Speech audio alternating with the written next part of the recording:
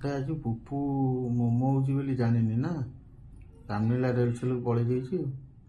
ନାଇଁ ବା ଆଜି ଜାଣିନି ସେ ରିଏଲସେଲକୁ ପଳେଇଲା। ମୁଁ ବି କିଛି କହିନି ଯେ ଆଜି ମୋମୋ ଫୋମୋ କହିବି। ମୁଁ ଆଜି ହଠାତ୍ କିନି ମାନେ ଇଏ କଲି ନା ମୋମୋଟା କରିଦେଲି।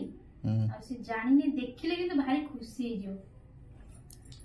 ଦେଖିଲେ କହିବ ମାମା ତମେ ମୋମୋ କରିବାକୁ ଥିଲା ମତେ କହିଲନି, ମୁଁ ଜାଣିନଥାନ୍ତି, ଏମିତି କହିଥାନ୍ତା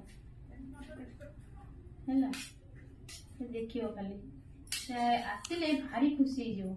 ହଁ ମୋ ପୁଅଟାର ନାହିଁ, ନହେଲେ ଦେଖିଥିଲେ ବହୁତ ଖୁସି ହେଇଯାଇଥାନ୍ତା। ମୋମୋ ଗୁପଚୁପ ଏଇଗୁଡା ତ ତାର ଖାଲି ଫାଷ୍ଟଫୁଡ ଜଙ୍କ ଫୁଡ ଉପରେ ଖାଦ୍ୟ। ଆଉ ବାହାର ଜିନିଷ ନ ଆଣିକି ଘରେ କରିବା ହିଁ ଭଲ। ହଁ ଯିଏ ଶିଖିଥିବେ ସେମାନେ କରିବେ ନା, ଯିଏ ନ ଶିଖିଥିବେ ସେ କଣ କରିବେ। କରିବାଟା ହିଁ ଉଚିତ। ସମସ୍ତେ ଜାଣିବା ଦରକାର ଯେ ବାହାରୁ କୋଉ ଅପରିଷ୍କାର ଜିନିଷ। ବହୁତ ମାନେ